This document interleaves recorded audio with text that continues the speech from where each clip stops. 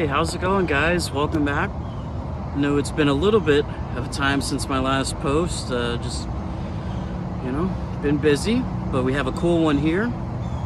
This is a Mach-E GT, and it is in the cyber orange color. And I didn't think I was going to be crazy about the color, but it looks really good. So time codes will be below for the little sections, and I'll try and take my time and do a walk around. I'll have little cuts of the options, the MSRP breakdown and stuff like that, and some additional equipment and features if I remember myself. So when we're looking at these GTs, the GT is kind of the top of the line for the Mach-E trim levels. The cool thing here, which will be kind of hard to pick up just because of the lighting, is this grille kind of has almost a mesh like effect and it's glossy. It's glossy and sparkly painted, but you'll see there's darker areas with gray areas, so it almost gives you a faux mesh style look. You have a painted black splitter and the painted black funnels, air funnels here, and you have sensors, of course, in the front. You know, these Mach-E's are kind of a representation of a lot of the Ford safety features that they have been working on. So let me see if I can grab the keys just so you can have a look at the lights here. It's not going to show up in daytime, but your LEDs will kind of have this three bars, kind of a Mustang designation thing, kind of like how the taillights used to have the 3 bars. Well, they still do.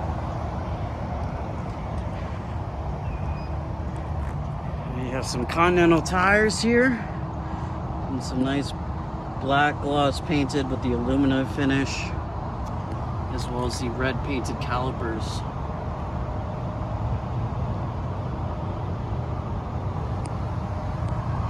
You'll also notice that on these GTs, they paint this wheel well kind of cover area on like the select trim level will be the molded and colored black plastic. This you can see is painted to match the body. And they really look good.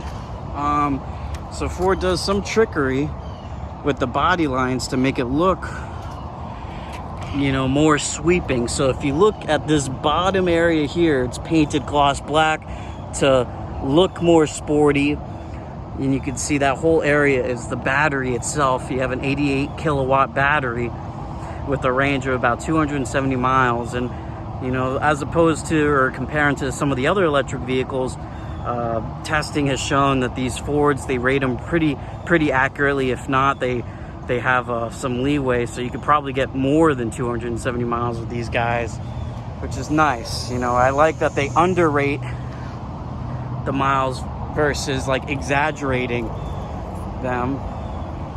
See your mirrors here, they'll have the blind spot integrated with their turn signals, and they're also gloss black for the GT trim.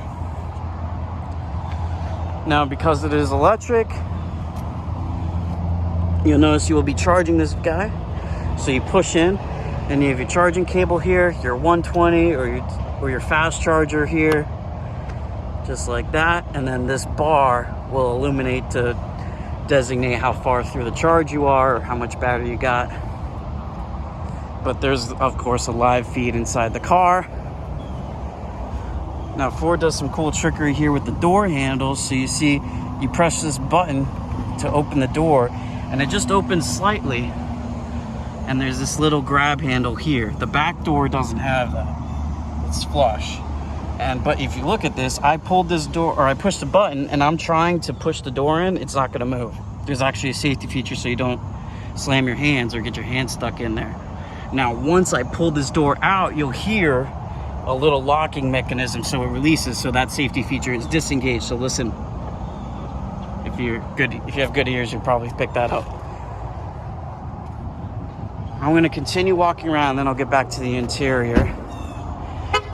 Quick peek at the window sticker, hard to get out, 61,600. Only option on this GT was the cyber orange tri-coat.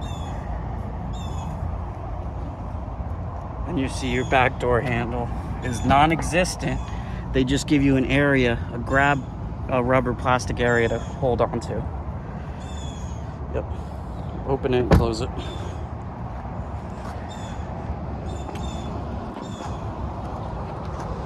The back of the GTs look a little bit more aggressive, so you clearly get that designation stamp like a normal Mustang, and then your diffuser is painted black, and it kind of has, you know, these angles on the bottom that look pretty good. Sensors, of course. And you have your brake light kind of hidden in here. So back to that design trickery, as I was talking about the side profile. If you look at the roof line, the roof line looks like it tapers down almost like a Mustang, but it's actually, that black is kind of filling a void for extra headroom. And, you know, it's kind of doing some magic trickery, making your eyes believe this is a little bit sleeker than it actually is.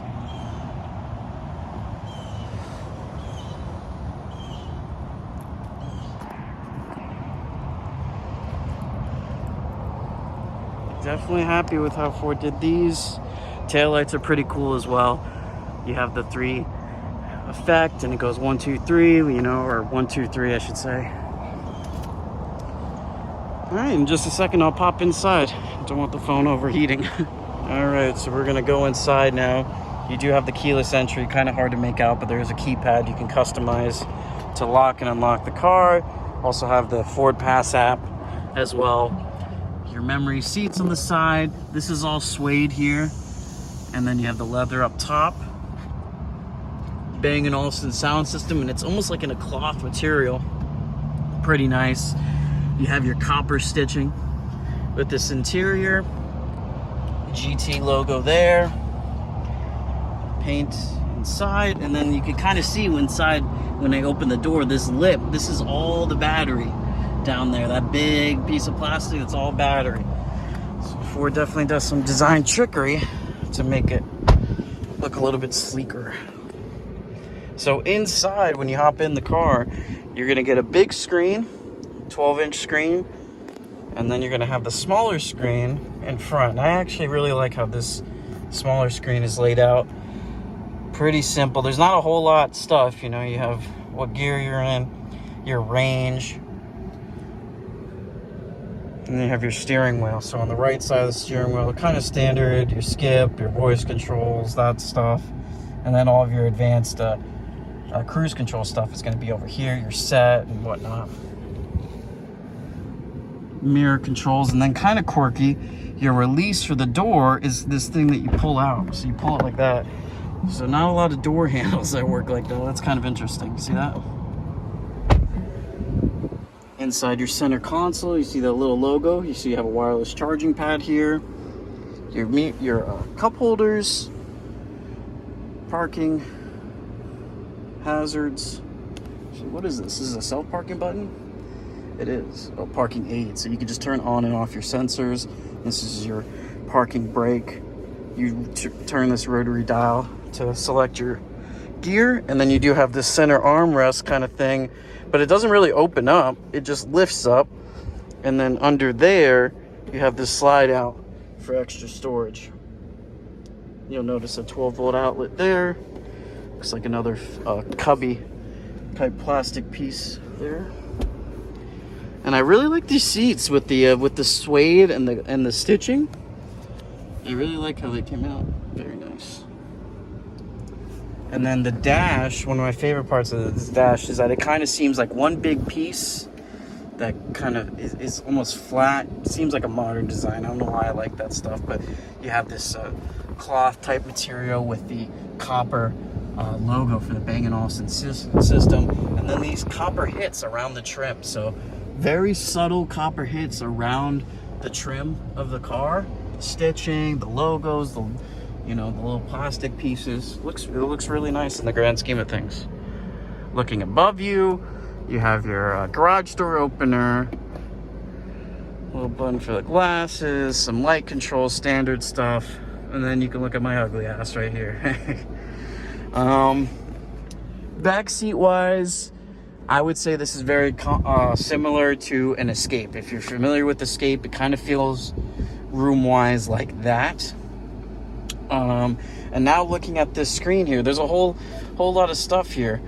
You can press your Mustang in the top left to just kind of get back to your home menu. And when you're at your home area, you kind of see you have these different segmented areas. So your bottom is always going to be this, this wheel is fixed in the glass, which is pretty cool. Has an on-off button inside, but you'll always have your climate control toggles down here. So you have your temperature controls, which you can slide up or individually press up and down. You have your heated steering wheel, and then you also have your fan speed controls. So, I mean, I'm not really crazy about using the touch controls on the screen. I really appreciate that they gave you some sort of dial for some controls like the volume. Do wish there was a couple more buttons, but it does kind of seem like this is the way of the future. You just gotta get used to this stuff. Sorry about that. I had a little cut. But when we press this Mustang logo in the top, you kind of see in the top tab you have your different drive modes, and unbridled is going to be the most sporty, and then you have engage and then whisper. You have your cameras that you can toggle. And then you see your sensors right there. Actually, that's pretty cool as well. We'll exit right there. Parking sensor. So all sorts of different features there that you can toggle on and off. Settings. You can even control. Look at this. You can control where the sound is coming from, where the bias is. You probably want to keep that more centered. You can turn on and off different driver assistance features, because this has a lot of stuff, as you can kind of see down here. But for such a big screen, it is kind of interesting to see how simple it is to use. Your radio controls at the top. You can kind of toggle between some stuff here. If you add your phone right there, bam. You need to get some maps, you can go right there, bam. And then this does work with Apple CarPlay and Android Auto. And it's all wireless as well. And then you get that Ford Pass app that is completely free. So very happy with this. Very happy. Let me see even more things there. And it's completely silent. This car has been off for the whole walkarounds and all that stuff. I'm gonna open up the frunk. So you do have to press here. So something for future models, if there's one knock I have to have on this, I wish the key fob, which I'll pull out right here. So I wish this key fob had the button down here for the frunk. I will say Ford was a little bit lazy using this fob, which is their standard fob they've had for years. And they even have this blank opening. Why are you giving us a frunk and not giving us a release for it, besides just the lazy kind of pull out thing of a hood that you're used to with a gas car? I would have loved for a different option there. But the frunk itself is very cool. So it's going to hide some systems under plastic for your fluids with your windshield washer stuff. But you do get this fairly deep cubby. So it has a drain plug there. You can hear actually some of the electrical stuff for the AC. You do have this little cutout or printout that's glowing for should you actually get stuck in here. But it's usable, and you can. I've seen pictures. You fill it with ice. You can have a barbecue with this thing. That's kind of cool, and then drain it later, or you can just use it like a normal storage area. Definitely a nice benefit. And then one last little thing I'll do is I'm going to show you the trunk. You see a little rear view thing there. Show you the trunk, and then I'll also show you the second row. So you have the little thing there. So trunk wise, once again, I would say this is actually a little bit smaller than the Escape. Just because of the amount of height you have. You don't have as much height because I think some of this stuff is lifted up because of the battery. But you do have this pull-out area, some cubbies underneath. In there is going to be your charger. So the charger itself does come with the standard 3-prong 120 outlet, as well as the adapter to plug it into like a washer and dryer, like a 240 outlet. You have your button up here to close, and then the button is there to open. So I'll hop in here. Keep in mind, I'm a little over 6 foot in my heels, and I am a big chunky guy, but I was just sitting in the front seat very comfortably. You can see me. I have about, you call it an inch of room right here.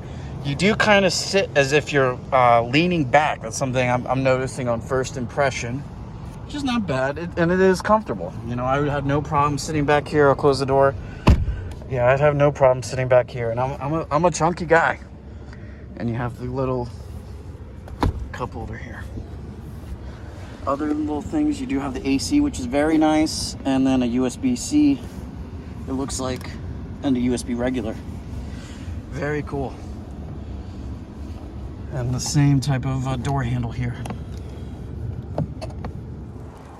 Alright guys, if you made it this far, I really appreciate you sticking around. I'm going to try and be pumping out more videos more consistently, just getting better with the whole process.